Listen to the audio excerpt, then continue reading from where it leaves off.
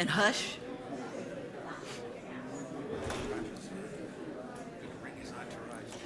That's right. That's right. Tell them to put seats down. Right.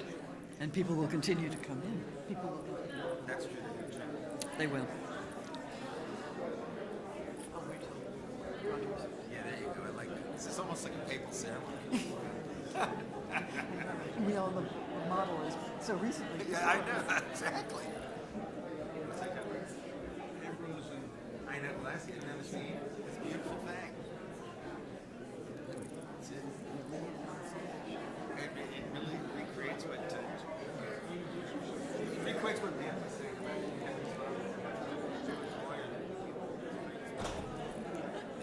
the aristocratic wasp.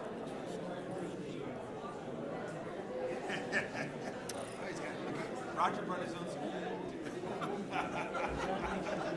Gentlemen, if you're ready. Spare the rod, spoil the security. Sorry. You've heard that before. Sort of. On behalf of... Sorry. So it starts like the Gong Show. Yeah, you want me to do my Three Stooges with you? Okay. Just don't poke me in the eye.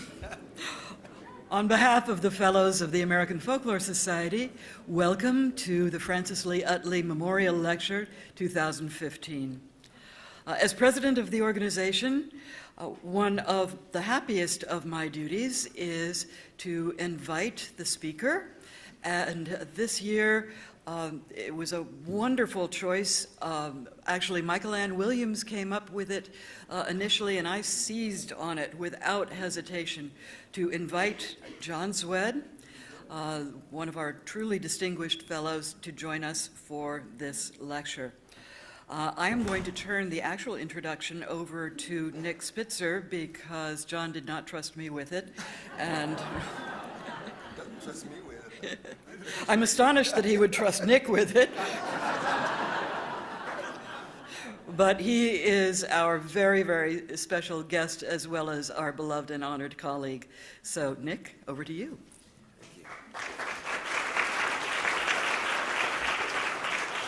She's a tremendous radio host. I want to add that. I suppose I could do it the old way and just say, here's a man who needs no introduction. With John, I think all modes of rhetoric are fair game. He's so good at all of them and analyzing all of them. I'll put myself in the context of 1969. It's where I wore the purple paisley at Penn. A very heady time at the university, amazing people in the world of folklore, linguistics, and anthropology. Del Himes, Irving Goffman, William LeBove, Ray Birdwhistle, Dan Benamos. And Kenny Goldstein and so many others that came out of that world. Archie Green, of course, Roger Abrams sitting down front, John's old running buddy and pal.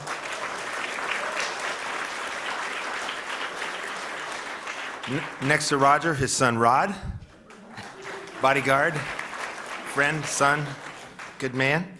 And you know, all these incredible people that came out of, you know, think of our friends at the Guggenheim and Susan Stewart, an amazing time. In 1969, I was looking for a course, and the ballad course was filled up. So the folk songs were active at that time, no doubt. However, because I was getting involved in radio and had some friends, they said, why don't you check out this class, Jazz and Blues? I thought, they're teaching jazz and blues in folklore? They were. And so I was in John's class. And among the many things he did that were so incredibly impressive was bringing musicians into class to speak. And that was a big deal at Penn at the time. It's still a big deal at universities to bring in the native intelligentsia and the vernacular creatives and the people we refer to in the world of folklore as, you know, our heroes and our informants in our library. And I remember Bayard Lancaster, who's a jazz modernist, played with Archie Shepp and Elvin Jones, and one of the things that came out of this class, it was jazz and blues, but that Byard Lancaster not just played with those guys, but he also played with Memphis Slim. And so I think that John was able to show by his presence that the jazz category, even though you might not have thought modernists would be part of a folklore community as it was being limbed in other courses, that within that world, individuals made all kinds of creative judgments, and that improvisation was part of people's lives, and that local knowledge was indeed valuable. John also influenced me in a way I don't think he knows. I became an anthropology major, and I didn't feel much support in the department for doing local culture. And when I started to want to do local culture, they said, why don't you go over to the sociology department? And I found out in sociology that I said, look, I want to work on African American communities. And they said, well, we're doing matrifocal households, domestic violence, drug use. And I said, I'm going out to the Aqua Lounge and seeing these cats in dashikis and little thin ties and suits playing spiritual music and talking amazing philosophy.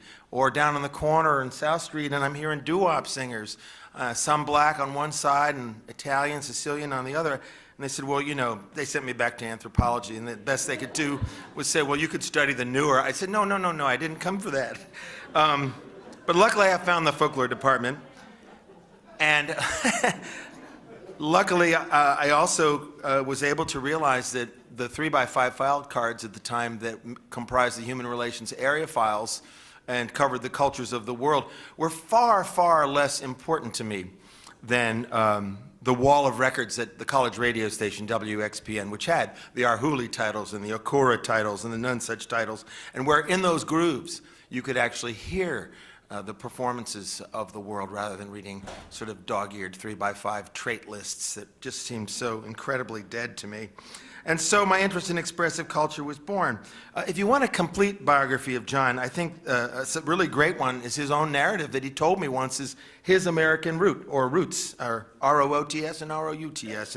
And that is the introduction to Crossovers, which is a collection of many of John's influential essays. And you get a sense of his work from all the scholarly journals and books that he's done to his great reviews in places like Vibe and the Village Voice. John was born in Utah, Alabama. He notes in Greene County, the Black Belt, and Red Clay Country. I think he picked those colors in a certain sequence to say something. It was also the birthplace, in part, of the Civil Rights Movement in Alabama. He believes that he is the only member of the American Folklore Society to have been raised in a shotgun house. Anyone here been raised in a shotgun house? Maybe there's somebody. I bet there's somebody. Okay. Okay. I'm sorry, shotgun shack, yes. I'll use the vernacular. I should always use the vernacular around John. I'll tell you a fact about John that I think is true. I believe he is the only scholar who has received both a Guggenheim and a Grammy. Scholar, not the artist side of it. I'd be willing to bet there's some artists that got Grammys too, but scholar. That's hard to do as a scholar. Yeah, that's harder than Wynton getting Grammys for classical and jazz, I think. In the world that John grew up, life was segregated, but he found out that the radio waves were integrated, if you knew where to look. And you can hear country and western music on one channel, you could hear gospel quartets, you could hear, as he said, the strut and sass of rhythm and blues. And here comes a big change. At the age of 10, the family leaves Alabama and moves up to Burlington, New Jersey, as John says, a gritty ethnic river town. And though he would visit his mother in Utah, Alabama, that kind of kept him connected to the plantation and shotgun shacks. And he did say that his earliest memory of those days was mules standing motionless in fields, men in overalls hunkered down outside shops squinting at the license plates of passing cars. It was, he said, kind of like mules and men, as Zora, Neale, Hurston's famous title would have it. When he moved to Jersey, I think he kind of comforted his loneliness by going to the movie theater. You know, John's an inveterate collector of movies and probably has the largest collection of video I've ever seen, VHS tapes. But there he was exposed himself to cowboy movies and war films and some of the black films that were shown on days when the sepia-tone specials were available. He managed to convince his parents to buy him a trombone, caused a little dust up in the family as I read it. But he managed to start working on that, took the bus all the way down to Philadelphia, Studied with Donald Reinhardt, learned about life on the bandstand from him and others as he began to play in jazz ensembles. And he says here, and I'm quoting from his personal biography at the top of Crossroads, "Once I started working as a musician, I was happy to play anywhere. High school dances, Christmas parties for Sears and Roebuck's employees, Hungarian weddings at the American Legion Halls, 4th of July parades, even an occasional symphony gig. But best of all were the jobs on the R&B circuits with black bands where I developed a different repertoire, dressed better, and as B.B. King might say, learned to deal with a new clientele." All of that work really, I think, stood him in good stead for the things that came later, all that work in play. The work continued when he was at Marietta College in southeastern Ohio. Did I say that right? Marietta? Somewhere in the middle is a vowel being moved around. He also talks about at that time that he pumped gas for a living, helped on film production, all night in the service station, racing sports cars. I don't know if he had a job racing sports cars, but maybe he'll tell us. And then at the same time, he would drive on the weekends deep into the country to places like the Hillbilly Park in Newark, Ohio, to performances in Ashland, Kentucky, where he'd fallen under the spell of bluegrass. Here's what I love about John. He digs jazz, but he loves bluegrass too.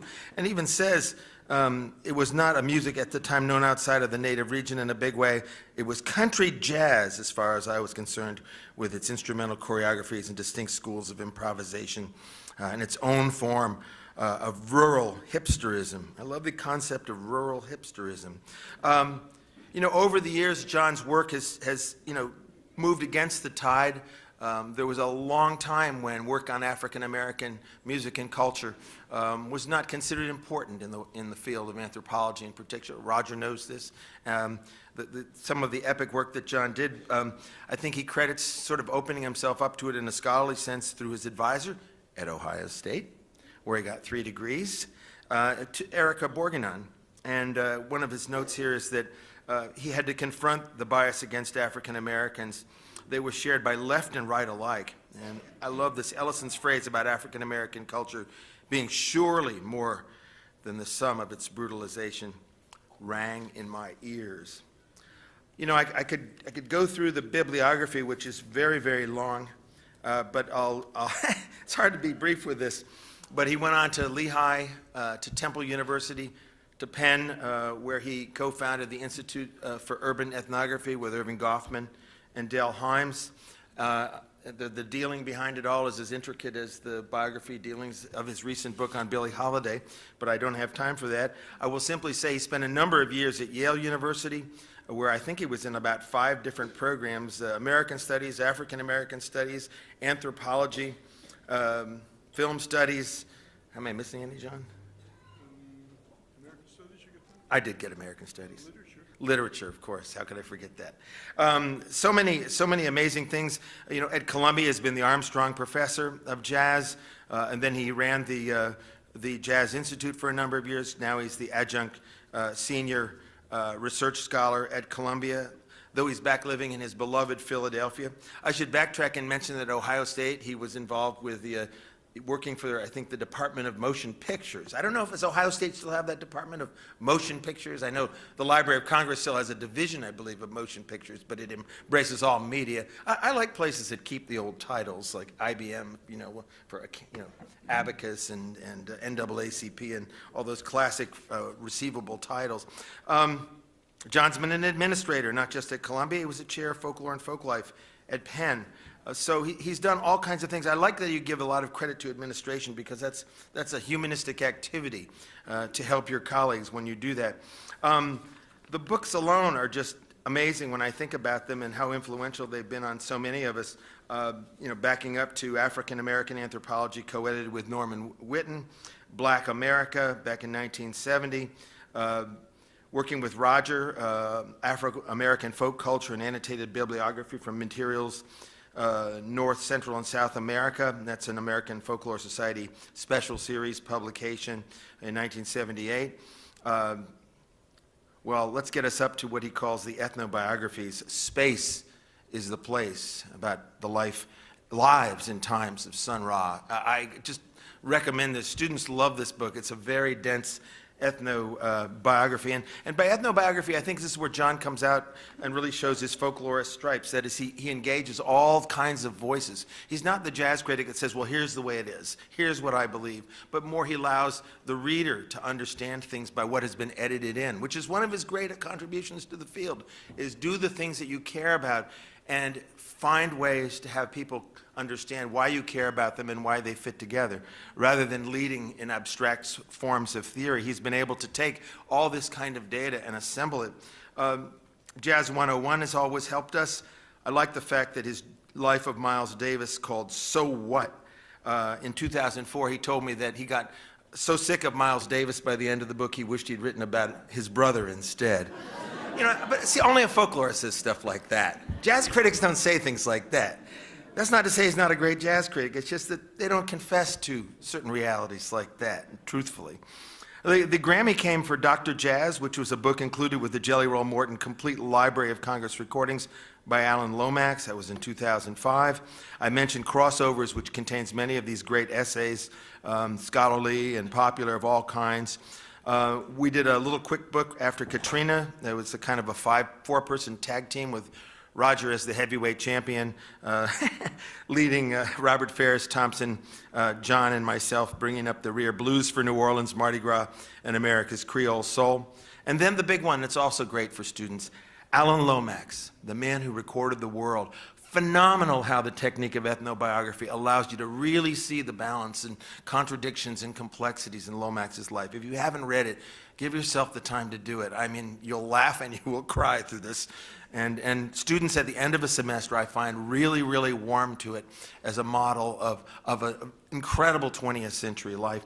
And then just most recently, this incredible book on Billie Holiday, The Musician and the Myth, which is not even as much an ethnobiography as it is a kind of a psychological and symbolic analysis, where he has to confront the reality that there is a, quote, autobiography that already exists called Lady Sings the Blues, and the lady didn't want to be known as a blues singer. And so much of the autobiography, John artfully, respectfully comments on all the different things that were said on behalf of her.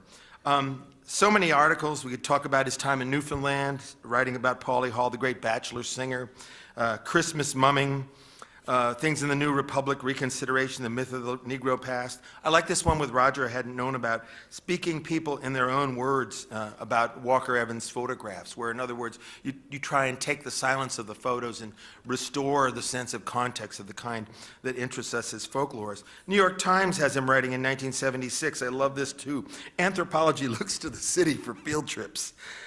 You know, big reaction to urban anthropology on the part of some of the academy.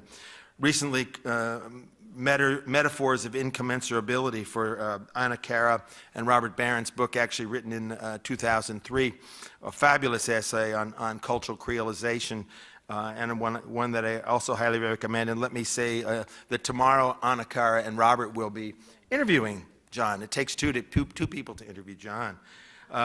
So check that out. Musical adaptations among African Americans. This is a favorite in the world of creolization scholarship. The Afro-American transformation of European set dances and dance suites with Morton Marks. Roger's down there nodding in the amen chorus down front. Roger, you should be in the back shouting out insults to us, shouldn't you? Maybe we can do that later.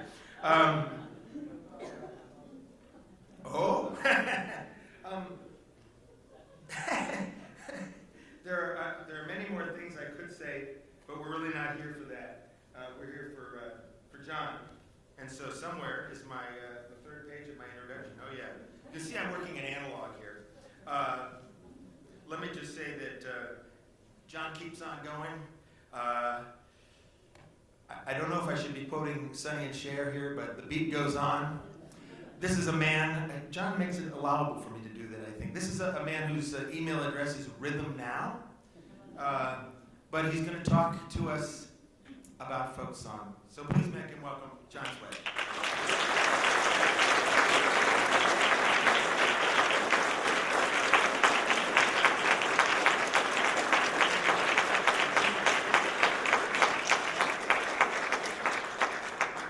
This is embarrassing. I mean, what I could normally do here is say I don't recognize myself, and, you know, that was nice, but he's quoting me, so what, what am I supposed to say? Thank you. Thanks to everyone. Thanks for coming out. Thanks to the fellows. Thanks to Erica. To Nick. By the way, Nick said he was happy to do this because Erica was such a classy lady, but Nick is a classy guy, so the bookends. You're all classy. What the hell? This song is a song? Yeah, wanted. This song is dedicated to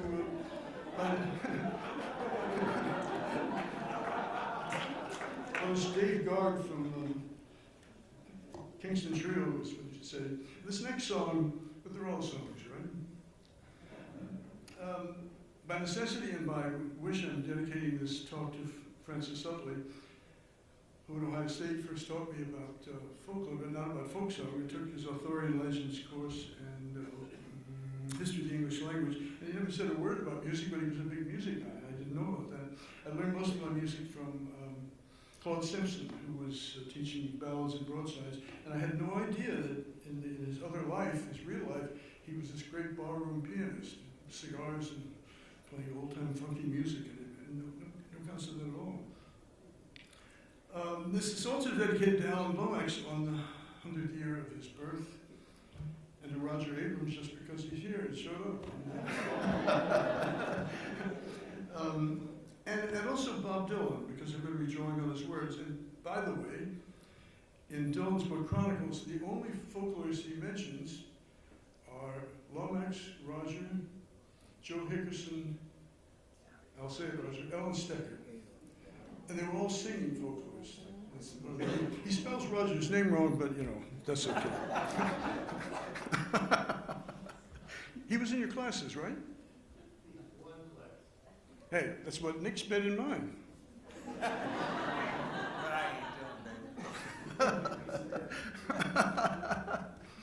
Well,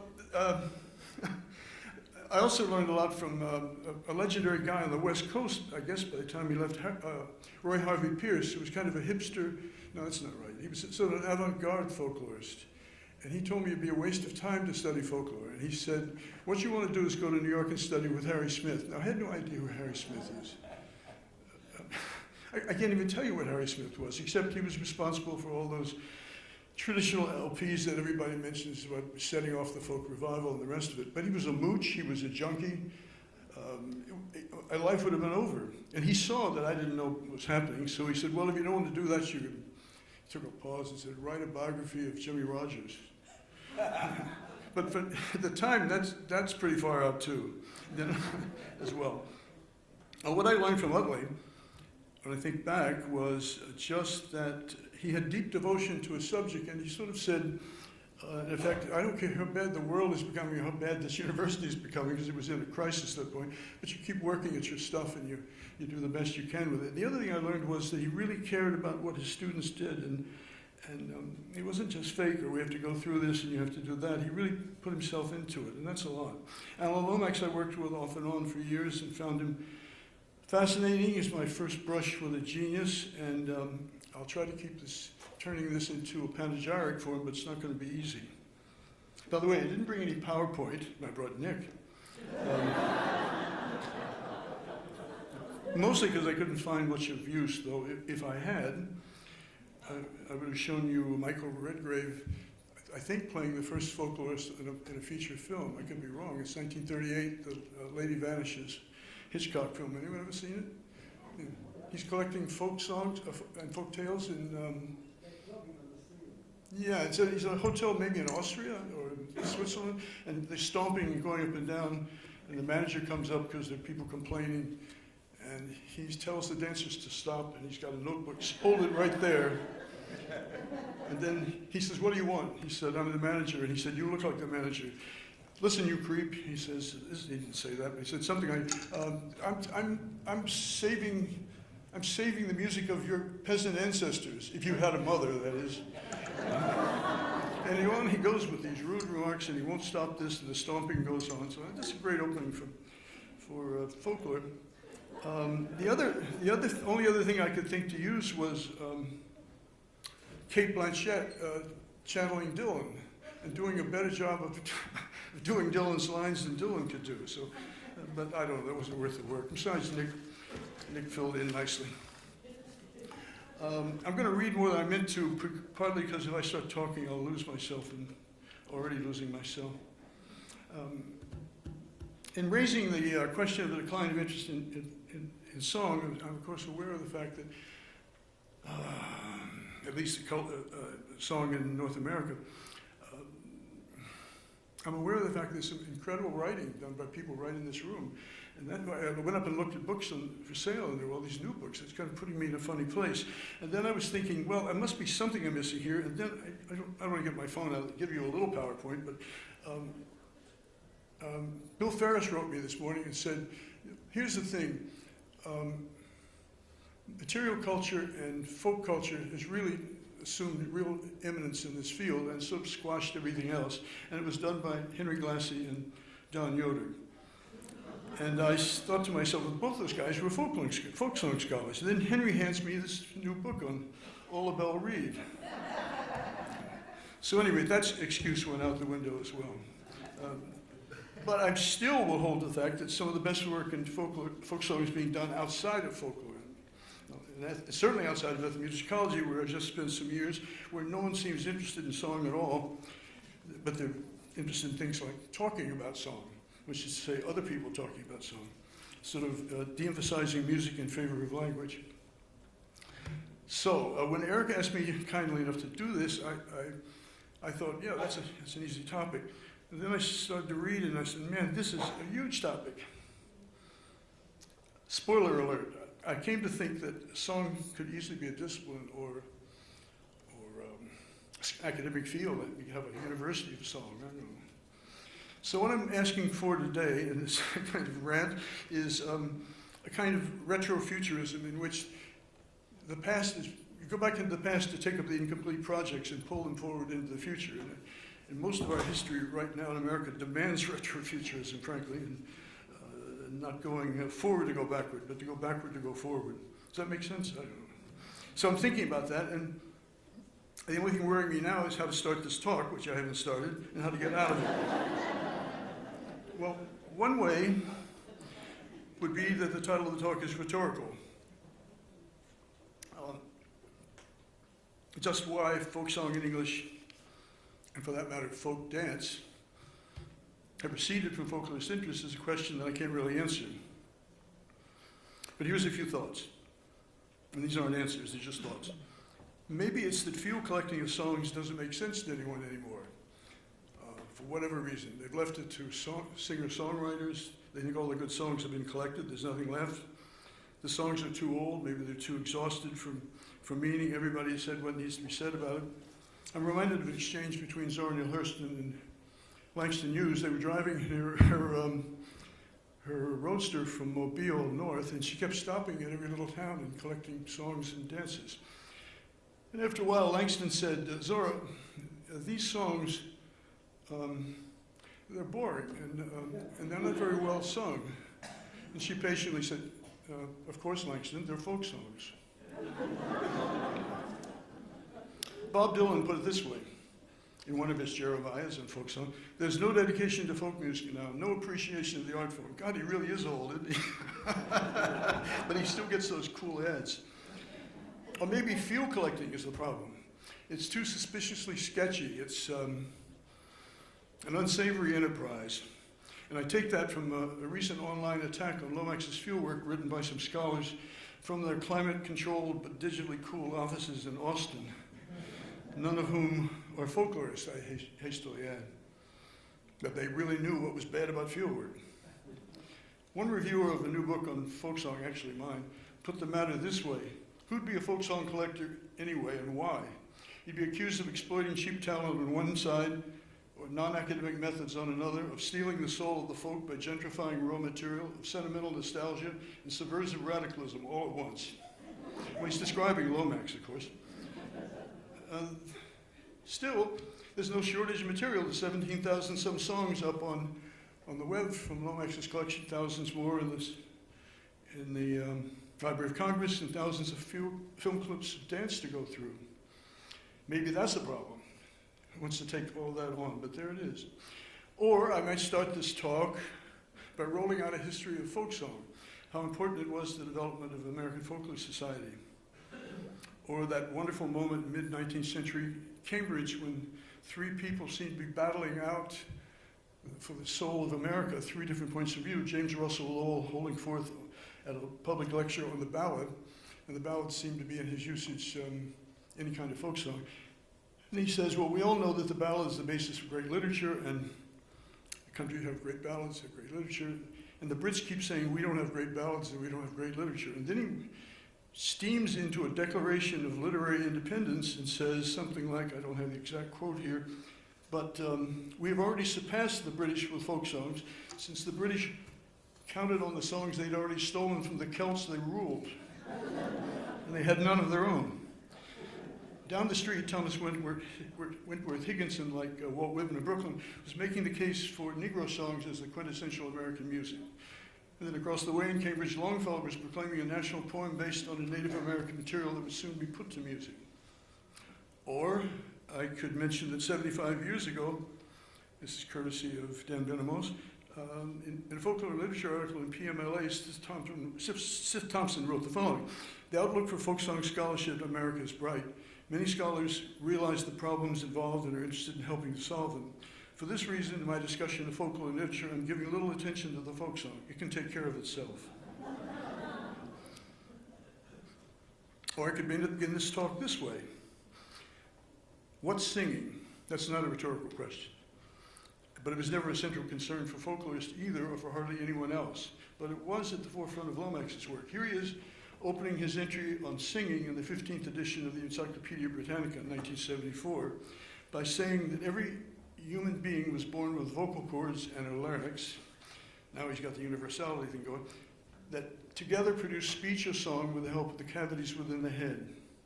He goes on to say, quote, physiologically, what distinguishes singing from speaking is the manner in which the breath is expended to vibrate the vocal cords.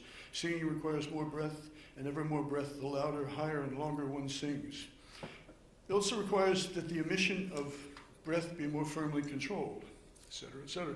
A further distinction, he says, between singing and speaking is the control required in singing of the movement and reflexes of the larynx. As one sings higher, the larynx tends to rise sympathetically, and at a certain point becomes an interference causing the voice to break or crack, and so on and so on. He continues with a long and detailed account of the history of the singing voice in the Western world from the 16th century forward, and to argue that at different junctures, concern with the sheer instrument-like beauty of the singing voice has caused singers to lose sight of the song's roots and speech, only later to bring about a change in the other direction. The rest of the encyclopedia casually goes on to describe the singing styles of the whole entire world.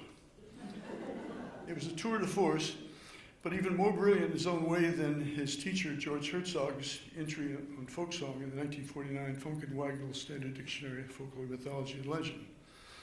He was following another of his teachers, and this Kurt Sachs, and taking on such issues at a world scale. I mean, you know, you could talk about song or something, but Sachs was saying we should be dealing with the whole world. You know, it's really quite narrow to say you only do one country or one county or something. Where he was headed is where we find ourselves at this point. Everything we know points to singing as something humans are wired to do, like speech. It's a cultural universal, something all cultures can do and have done as far back as we know. And even those individuals who say they can't sing, or those people who refuse to sing, or teachers who refuse to teach these courses, are making a choice against an evolutionary outcome, a biocultural adaptation, what I would call a cultural imperative. Singing and song can be understood as a system in the structural sense of the word. A system, as much a system as kinship, economy, and language are human systems. They're all communicative in nature and involve exchange and relationships. This is true, of course, in the relationship between performers and audiences, but more importantly, in a deeper sense, that the stylistic features of singing signal affinity and membership in social order. Language, physical motion, facial postures, dance moves, all join melody and rhythm to relate to patterns of social behavior acceptable to social groups. And they link to or mime work and social behaviors in everyday life. Now, Claude Lévi-Strauss understood this kind of thing in his theory of culture, where he assumes that the system of linguistic communication made possible all the other systems and constitutes society and culture. The similarities between language and music and the theoretical possibility that singing precedes language in a human evolution might have led Levi-Strauss to ponder the importance of song, but instead he made the weird choice of comparing written opera scores to the structures of myths. In fact, he even said that Richard Wagner was the founding father of the structural analysis of myths. But then would we expect a Frenchman of that generation to claim that Little Richard was the founding father? There are other ways in which songs are a system. Here's Bob Dylan speaking of a chain of influences. I have to take a deep breath for this. Folk song has 1,000 faces, and you must meet them all if you want to play this stuff. A folk song might vary in meaning, and it might not appear the same from one moment to the next. It depends on who's playing and who's listening. He downplays his originality of his own songwriting when he goes on. I wrote Blowing in the Wind in 10 minutes. Just put words to an old spiritual, probably something I learned from the Carter family. That's the folk music tradition. That's what's handed down. The times are changing. I came from Scottish folk song. I don't know whether this is true or not. Does it matter? I mean, this is gutsy stuff. Subterranean Homesick Blues is from Chuck Berry's Too Much Monkey Business and some old scat songs from the 40s. At the Grammys, he elaborated that this last year. These songs don't come out of thin air. I didn't make them up. It all came out of traditional music, traditional folk music, traditional rock and roll, and traditional big band jazz. Now think of that. Think of the courses. Traditional rock and roll. Man. He goes on, I learned lyrics and how to write them from listening to folk songs, and I played them, and I met other people who played them back when nobody was doing it, and sang nothing but these songs, and they gave me the code for everything. For years, all I listened to were folk standards. I went to sleep singing them. I met others on the way who did the same thing, and we learned from each other. If you sang John Henry as many times as me, you would have written, How Many Roads Must a Man Walk Down? Big Bill Brunsey had a song, Key to the Highway. If you sing that a lot, you might write Highway 61.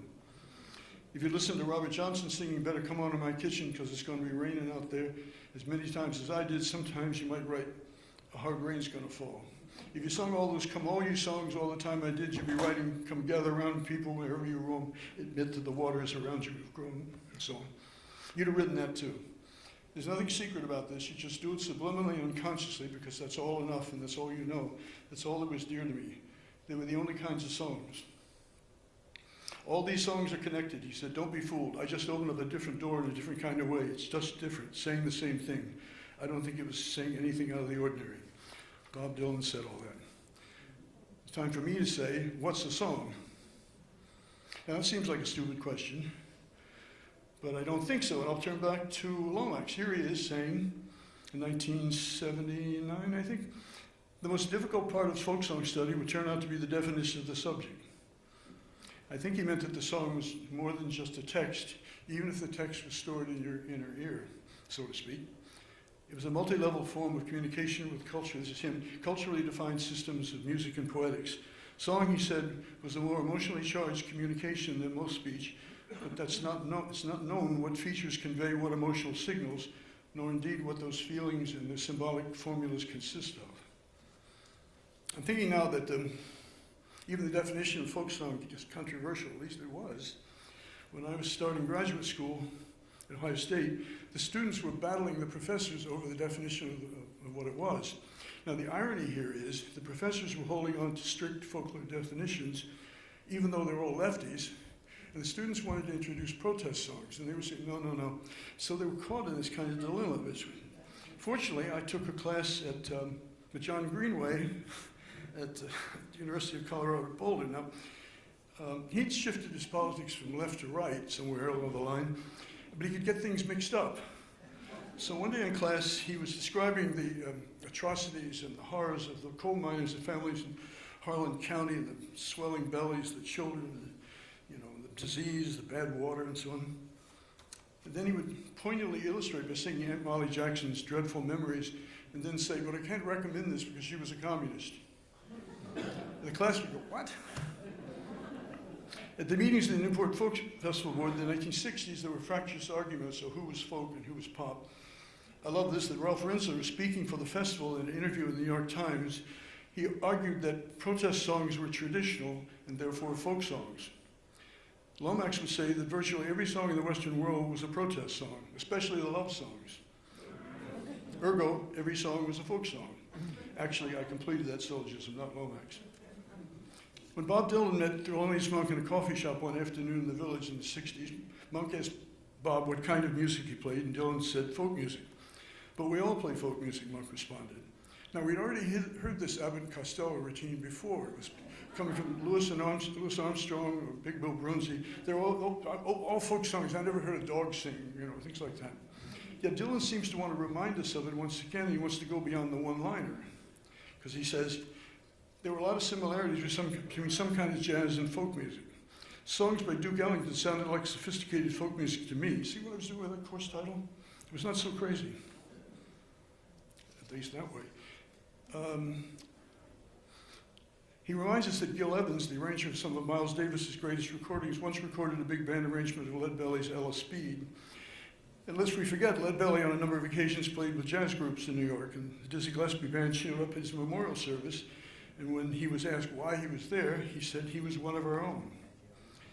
On another afternoon in the Village, Dylan said he met the arch avant-garde jazz pianist Cecil Taylor at the Café Wah, and the two of them played The Water is Wide together.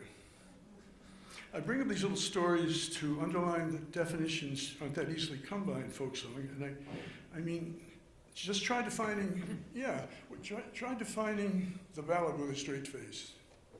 Or try to imagine how you go about determining if a song is fake.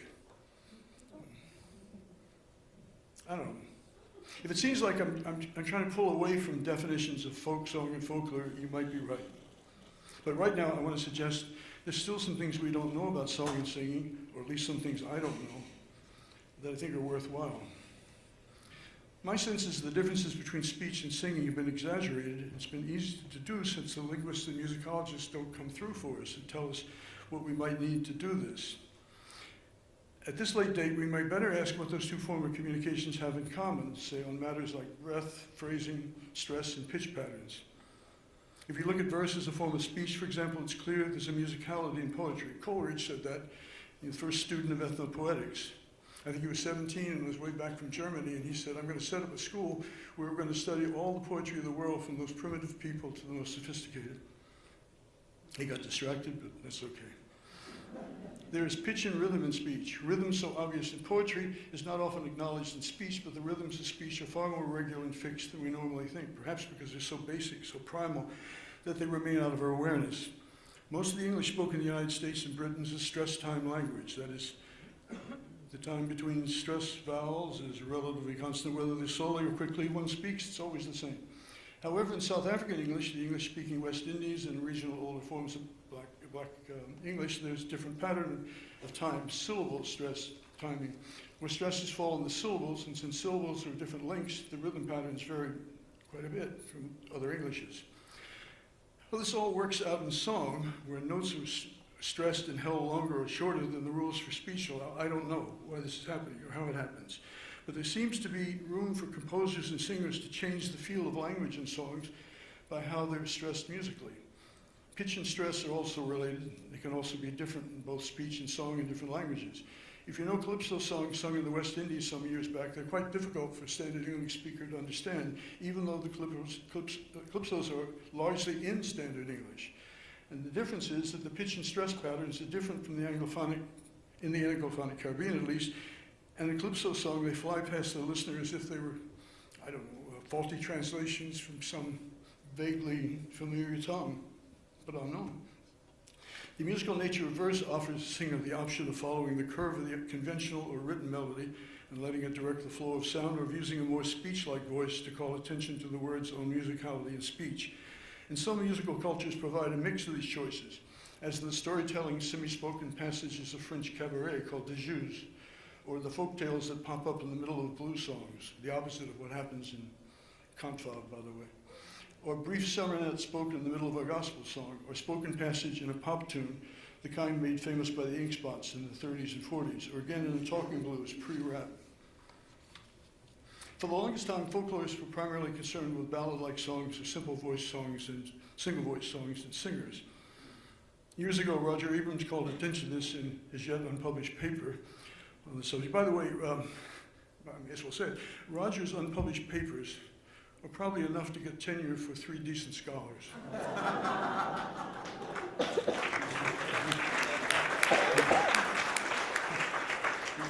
Make friends with him.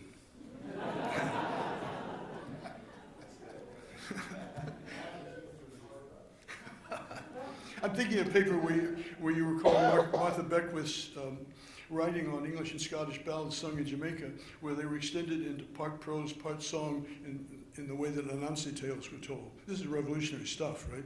I mean, here's a child trying to suppress all such things and say, who sang that? And what was that story at Central Park? A black kid? Nah. He couldn't have been singing a child ballad.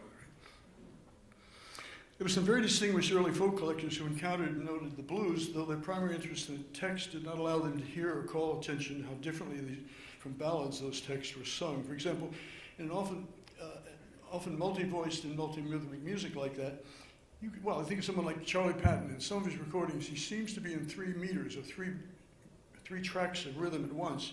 The stroke of the guitar, his voice, and his foot tapping. Billie Holiday sang outside of both the orchestras and the sheet music stuff, and it's nearly always off the stress of either one of those. Extremely difficult. Incidentally, I just remembered, I saw Mother Willie Mae Ford, the doyen of gospel music at one point, and early associate of Thomas A. Dorsey, once sing a duet with Granny Riddle, Amelia Granny Riddle, on Amazing Grace. It was a mess. It was when worlds collide. It was wham, bam. And one of them is, I don't know, winning on her own ballad meter, and the other one is following an imaginary arpeggio from a gospel pianist or something. And then there was dead silence at the end, sort of polite. Unfortunately, Mother Ford saved it by saying, well, this is what happened when you put a granny together with a mother.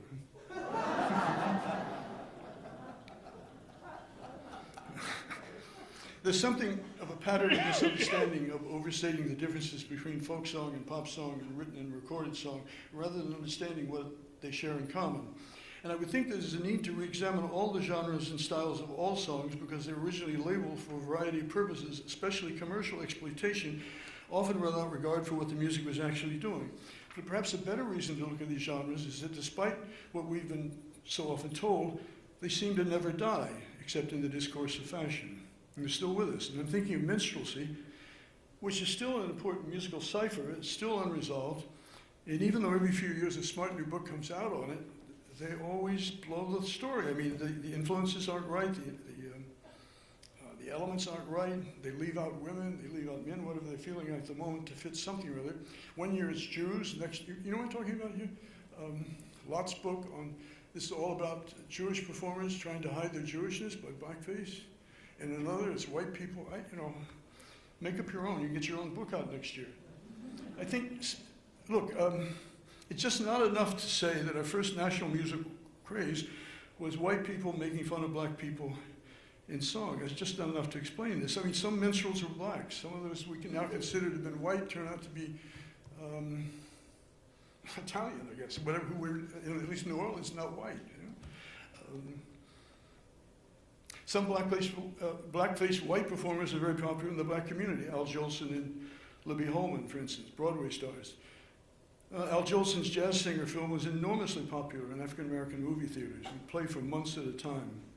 Whites in blackface often performed for all black audiences, even for fundraisers for the NAACP.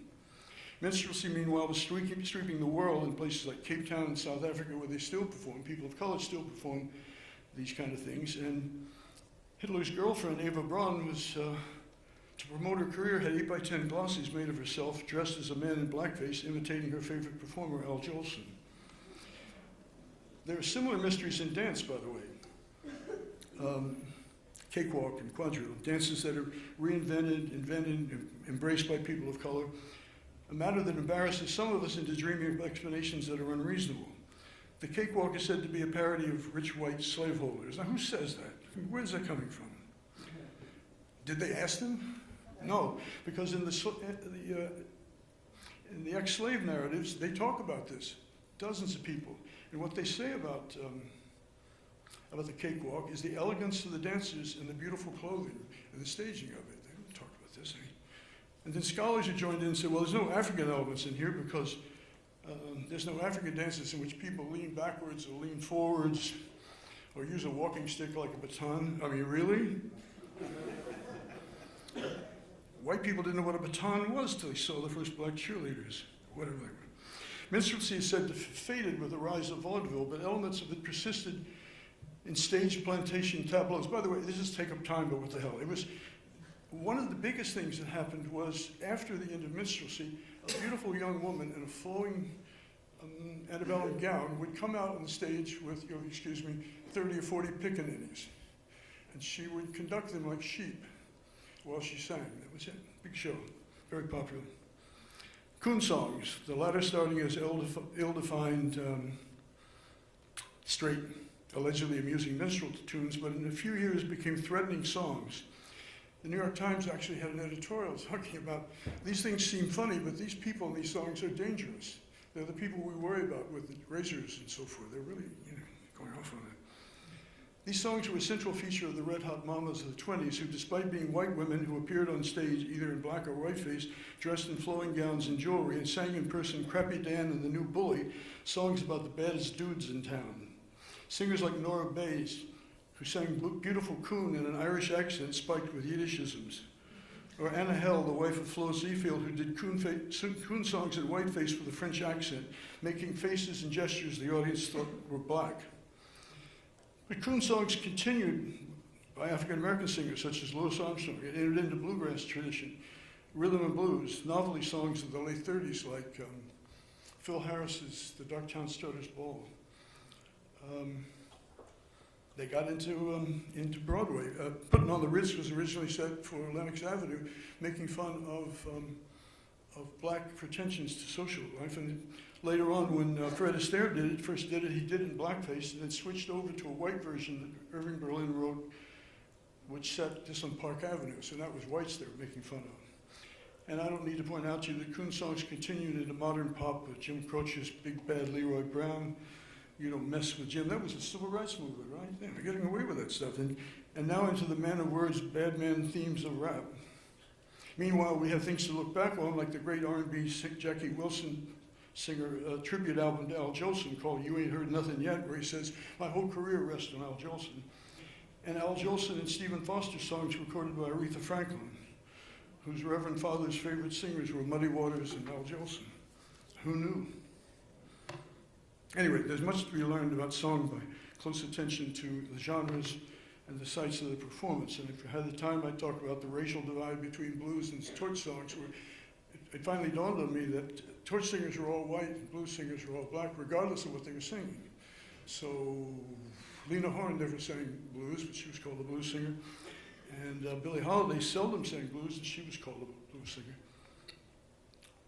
Things like cabaret singing, which I'm just learning about myself.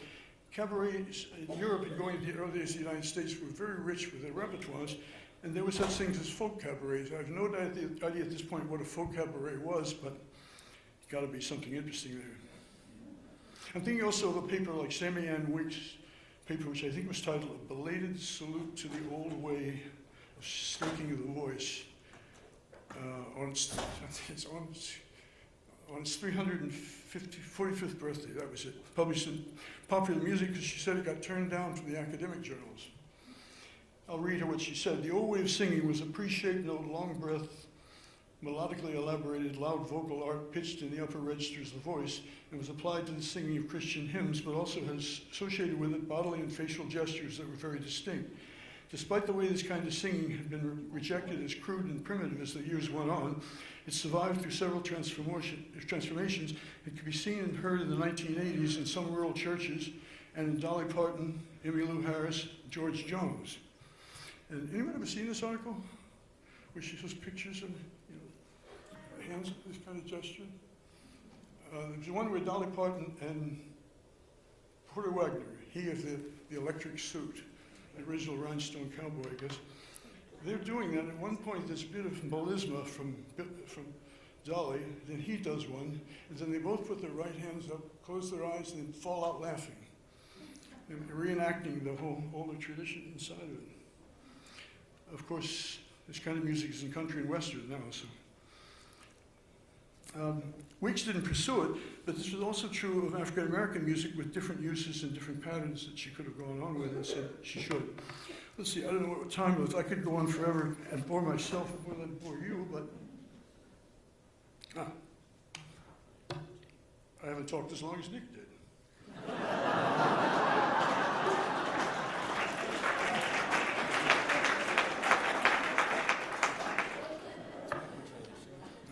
Thank you. I want to say a few words about what we could learn from technology and song. Walter Benjamin said, "Why ask if photography is an art when the very invention of photography has already transformed the entire nature of art?" Now, I'm aware of the difference between photography and sound technology, but it's also clear that every new technology that deals with song challenged and ultimately changed what we understood as song. It begins with writing down songs, and particularly with the singer and the writer were different people, and where all kinds of things crept into it or crept out of it. Well, the first field recordings, crude as they were in England, that put musical transcriptions and the human ear into question, where you had, on one hand, people saying, this is not what we'd written down, this is something different. On the other hand, you people saying, this machine is really the devil's work because it's falsifying what singers do, and this is not really the way these things go. But I'm always drawn to Milton Medfessel's phonophotography, which I suppose has fallen into complete favor everywhere. Does anyone know him? If you don't, you can find this entire book up on the University of Pennsylvania library website to print out for yourself. I don't know who put that up at Penn, but it wasn't me, for sure. Medfessel had this brilliant idea, but it was based on a physiological fallacy, that if you took the picture, single shots of a singer performing, you know, clipping them fast as their mouth moved, you could tell what was going on emotionally and also physiologically with their mouth movement. Well, it's not where sound is produced, right? It's produced inside. So, but I think, and most of his stuff was blues. He did a little bit of opera and a little bit of hillbilly, but his basic blues. His texts are very good. They're never referred to anymore, per se. What struck me is that,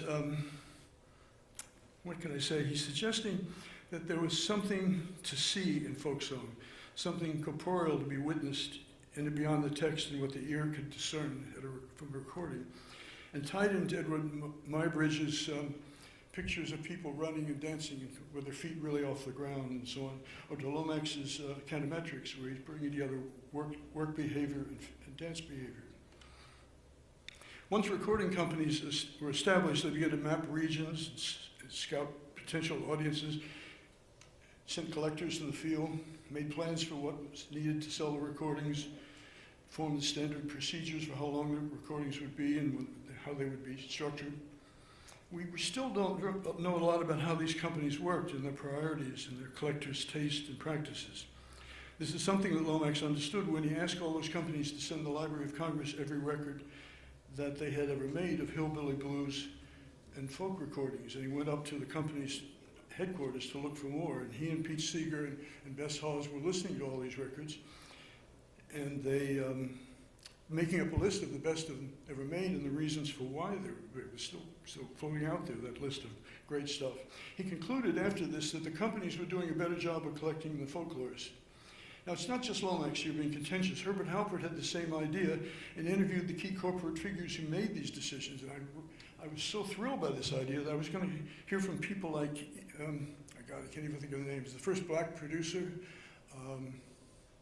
the English guy who was a cabinet maker who became the great country and western producer. Where's Bill Ivey when I need him? Uncle somebody? At any rate, Halpert interviewed all those people, but the interviews have all disappeared, which is really disturbing to me. At least no one's found them yet.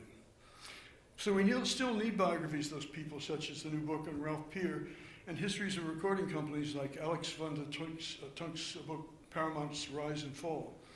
As it stands, some of the best information on the histories of commercial collecting are hidden in the liner notes and long-playing records that are not likely to be seen anytime soon on the internet. Well, Alan was one of the first to understand the consequences of audio recording for the study of folk song, and he lived through the transition from the handwritten text to the recorded text, and he could appreciate the limitations of the audio-only medium. But he also understood how these limits refocused the way music was heard. The body of the singer could now be heard. if not seen, and a physical presence was connected to what had before been only words on paper, or at best words with a more or less correct musical transcription. Now you can actually hear breathing and patterns. Where were the breath coming when they ran out of air? No, that was not right. That's terrible singing. The tension of the throat, the nasality, the speed of the song, the role of the vowels in sounding the song, the clarity or slurring of words. In a work song, you could feel the tension of the stuff. In a lullaby, you could hear what soothed and comforted. If it was a group song, did they sing as one, or were they not concerned with blending? He was developing a materialist view of song and showing it was possible, and that one might think about an economy of song. The choice of sounds that people make and the way the body is used to create them might provide a means to consider how they felt about the song and how it related to them. This is sort of like materialism meets psychoanalysis in songs. And I go into this detail to suggest that Lomax was laying the groundworks for the use of new technologies, some of which are here now. I can only be brief about this and only slightly informed, except for the first one.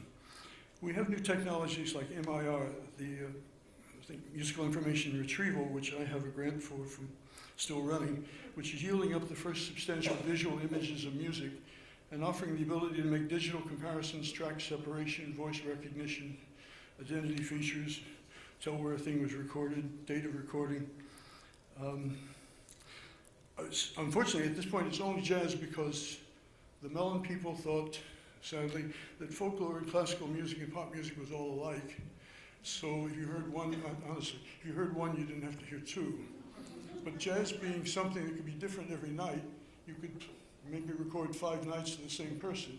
And among my hip colleagues, they would say, whoa, we can tell now whether it's Charlie Parker or Sonny Stitt.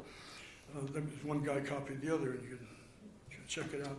So you have these wonderful visual things that open up that talk about rhythm, how rhythm is working in the song. And at the same time, it's beginning to look like something of what we know about musicology isn't right. The chords don't look right when it's coming through. Now, you can say something's wrong with the computers here, but if I had a choice between the computers and someone's ear, I'll go with the computer. It's not necessarily a popular idea. There are EEG studies of cognition of invention and creativity in which the computer listens, so to speak, to the brain shifting gears and moving out of the normal pattern of the song. Maybe the most exciting thing, at least to me, is tracking of DNA with music styles. Now, Luigi Carvalho-Sforza of the Human Genome Diversity Project, way back, set out to map migrations of populations along with technological developments across the globe with the help of archaeologists and linguists. He spotted the value of Lomax's work, but they were attacked right away, and I'm not sure how this worked out. Wasn't it Illinois? Somewhere like that. They were attacked as something like folklorists were attacked. You're stealing from the people, or you're going to use these against them to do some kind of genocide. Very weird. They spotted Lomax's work, and it's recently been resumed by a few people at Harvard, and more commonly by some people in Britain. And so far, I find this stuff really convincing. That is, that it would take too long to go into, but basically, if you find people who share more DNA than another two people, their musical styles are more similar. It has something to do with the way that they moved historically. So now we have, and if you look on the web under these various names, you'll find it, evolutionary biology, neuroscience, and biomusicology are fields that work on the origins of music, on musical meaning, the evolution of language and music. And I'd like to say this is really exciting work, but most of it's garbage. And they know nothing about music. One of the recent papers funded by National Science Foundation appears in the magazine Nature. Said, after looking at a sample of 109 songs from Spotify, it must have been sound Lomax of 17,000 for free, they found that there was only one universal characteristic to music, 4/4 time. I could go on, but there's a lot to do with mothers and this, and mothers and what mothers do to their babies or don't do to the babies, and so the mothers get blamed one way or the other. But there are a few people who've done interesting work using only, say, two groups of people, maybe are close to each other in, say, in West Africa. and with a decent sample of songs taken from large collections. And I can't go into it, but you can find it. I guess the only point I want to make here is that you have a choice, I suppose, of ignoring all this stuff and letting the scientists go on with it. The neuroscientists are a little freakier, too. They're looking for something else. Oh, I forgot the evolutionary psychologists who are after emotional meaning. But you'll be appalled at what they read that to mean. Why this song is more emotionally moving than that song. Now, they used to accuse Lomax of being subjective. Well, he had the world's largest sample, and he'd worked on it for like 30 years with hordes of people. These people are doing it with one piece of software, a crappy little sample, but they're getting published and heavily funded. It just ain't right, you think? Maybe I'll throw in one more thing just because I have a little bit of time left. I had prepared the possibility of talking about what we need to know about gender in music, and there's lots there. I mean, a great book could be written on the crooners. If you've never investigated the crooners, which is a style of music, right? But immediately the key figures who were first of all, what's his name, the New England guy. The second was Bing Crosby. No, it doesn't matter. Breedy Valley. These guys received death threats, hundreds of them. You faggots. That's one side. The other side is you're attracting all the girls. I mean, only in America, right? And then at one point, both of them sort of had to say, well, I'm really a man, I go hunting and stuff. Sounds like politicians, I've been hunting, I got a gun, and so forth. A nice book could be done on just how crazy that got. And fortunately, somebody has saved all these letters that some stations got. There are thousands of them. You can go through to a content analysis of just what was tingling people's privates or whatever at the time. Artist repertories. I think that we have a few people who've done wonderful jobs on what artists do, what they draw on. And Henry, for example, Roger, Lomax and Jelly Roll. And what they say about, let me give you a couple samples. This is Roger talking about Granny Riddle. She thought railroad and cowboy songs were just pop songs, not like ballads. Anyone could write those and sing those. Not ballads, but the pop songs. She herself had used the same melody with 5 different songs. She considered ballads a purer form of song, and different ballads were associated with particular singers, not just songs out there for anyone to sing. Those classic songs should be presented in the spirit in which they were learned, not performed, and she felt that many singers put too much of themselves in the song. Ballads shouldn't be performed, they're traditional. You have to put yourself behind the song. You get out of the way of the song and present it. To make the point, she compared her singing to Elvis's. To her, the song was always more important than the singer. She told Joan Baez that she ought to be behind the song and not in front of it, calling attention to herself. If the singer was to be identified with anyone, it would be her repertoire. Is that right, Roger? Listen to Bascom Lamar Lunsford talking to a Raleigh newspaper reporter. The great folk ballad should be presented at the traditional unspoiled best with special emphasis on accuracy. A ballad is a plain story simply told. The story in the ballad is the main thing, and the tune is only an aid for telling the story. The ballad is in the third person and not the first, and the singer is not connected to the story. The ballad is about another time and another place and other people. Therefore, the singer stays remote from and uninvolved in the story. Acting out the part in a song is offensive to one who knows. Folks want to exaggerate what they know about something to impress you when they know only certain outstanding features. A fellow ought to believe his own story, so to speak. A man ought to sing like it was all fact. And here's Bob Dylan with the ballad. The thing about the ballad is that you have to be conscious of the width of it at all times in order to write one. You could take a true story, write it up as a ballad, or you could write it up in 3 verses. The difference would be what you're singing it for and what it's to be used for. The uses of a ballad have changed to such a degree. When they were singing songs years ago, it would be as entertainment. You'd be waiting to see how it ended and what happened to this or that person. It was like going to the movies. And after you heard it, it would be good enough so that you could sing it again tomorrow night and people would listen to the story over again. Ask if some of his songs were ballads. Dylan said they were, but not in the traditional sense. I haven't fulfilled the balladier's job. A balladeer can sit down and sing 3 ballads for an hour and a half.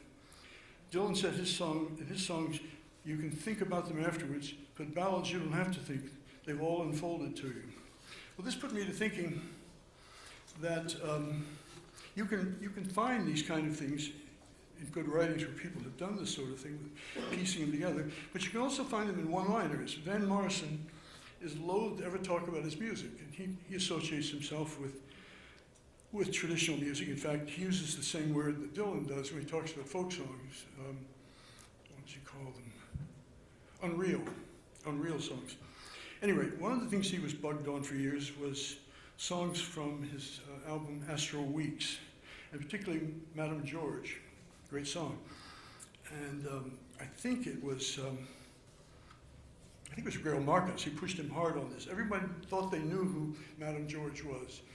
You know, I don't know, some kind of, what would they have called it at the time? Cross-dresser? Whatever. And he clearly didn't want to answer it. And when he was pushed hard to say, come on, who's singing the song? And he said, let me get it exactly right. The question might really be, is the song singing you? And what I think he's saying, you can take your own choice, what lies behind the urge to read pop songs by famous songs as Biography? What's that about? And why do fans and critics surrender their own role in hearing the song, perhaps the role in seeing themselves in the song? And are they stepping back from that role when they listen to it? Dylan going a little further. Folk music is a word I can't use. I have to call all this traditional music. Traditional music is based on hexagrams. It comes from legends, Bibles, plagues, revolves around vegetables, death. Because nobody's going to kill traditional music. These songs about roses growing out of people's brains and lovers who are really geese and swans and turn into angels, that's not going to die. Traditional music is too unreal to die. He told Nora Ephron, of all people, folk music is the only music that isn't simple. It's weird. Full of legend, myth, Bibles, ghost. I've never written anything hard to understand. And nothing as far out as some of those old songs like Little Brown Dog and Nottingham Town and Lord Edward and Barbara Allen and so on. So these repertoires and how they deal with them, how they think of them, I mean, think of what we would have lost if Lomax and John's work hadn't asked Muddy Waters what he liked to sing. And he said Chattanooga Choo Choo, Deep in the Heart of Texas, St. Louis Blues, Red Sails in the Sunset, Darktown Strutter's Ball. I mean, this was all stuff on the jukebox, the radio. Asked what his favorite singer was, Fats Waller. And then we have the Friends of Old Time Music, the influential organization run by Ralph Rensler, John Cohen, and Izzy Young in New York City in the early 60s, who had to edit out the repertoires of some of the singers they brought up from the South to stop their vaudeville, minstrel, and pop songs and their blackface presentations. And John said, when I heard this discussed, said, this is pretty awkward. A guy shows up in Buell Kazee, showing up with this outrageously checked outfit, big gaudy suit and blackface, and I'm ready to go on, boss. And they got these village people there, right, who tear the place apart. And how are they going to tell these people, this doesn't line up with our politics, buddy? I mean, I don't know how he did. He never explained how were you there? Dylan was there. Well, I could go on. I would give you an example of soul music, which is my favorite. Soul music had never been taken seriously, and I would think that now that it's moved into country music, we would be taking it seriously. But anything that's got the word soul in its genre title, and they're talking about sanctifying the sound and what have you, and rap samples are turning up from this stuff, where it's rappers and country people all absorbing it at the same time. This is serious stuff. And I would say you start dealing with things like moaning and grunts, Reverend A.L. Franklin. I used to think that he had a bronchial problem. He finished the line, but then I'm listening to, say, Sam Cooke, ending his lines, whoa. They're all doing the holy laugh. It's the preacher's thing you do at the end of the ha-ha. So, the shout, the possessional vocalization, church echoed in James Brown's shout. Humming, whistling sitting on the dock of the bay, or fa fa fa fa in Sad Song, or what was the one in Happy Song? Ma ma ma. I don't know. Al Green's multiple voices, or Curtis Mayfield's multiple voices. The use of folk songs in Sam Cooke's Chain Song. use of proverbs in titles and songs. I've been down one time, I've been down 2 times. Drowning the Sea of Love, great song. Use of multiple voices. Al Green again, Louis Armstrong, Haitian vaudeville singers. Alan said to me that everyone in the South, when he was a kid, every black person, had a blues. I said, no, I'm not going to believe that they all sang blues. Well, they were very short. They were like calling cards. How short? He said, well, some people, oh. You'd stand outside of somebody's house and do this until they came to the door.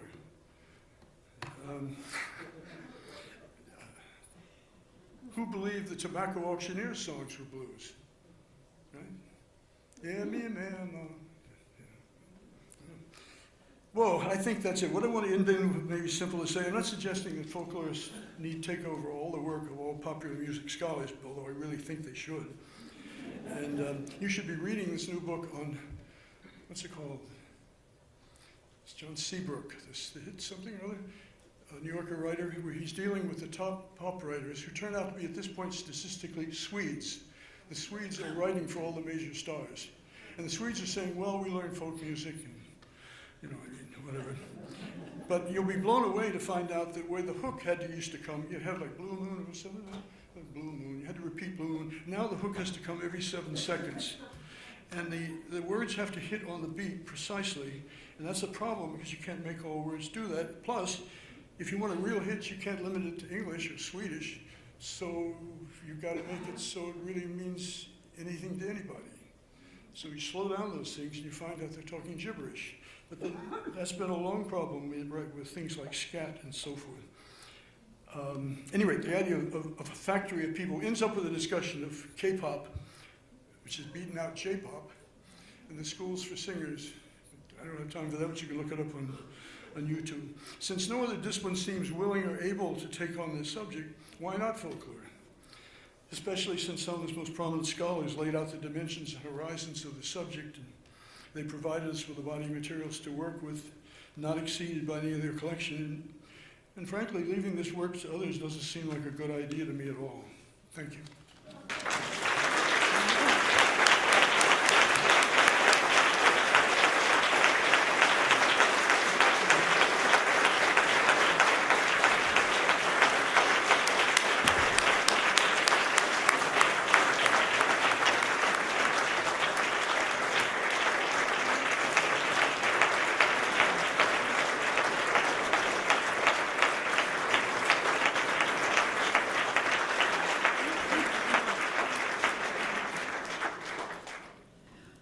Thank our guest, John, for an amazing kaleidoscopic presentation that leaves us with a tremendous amount to think about.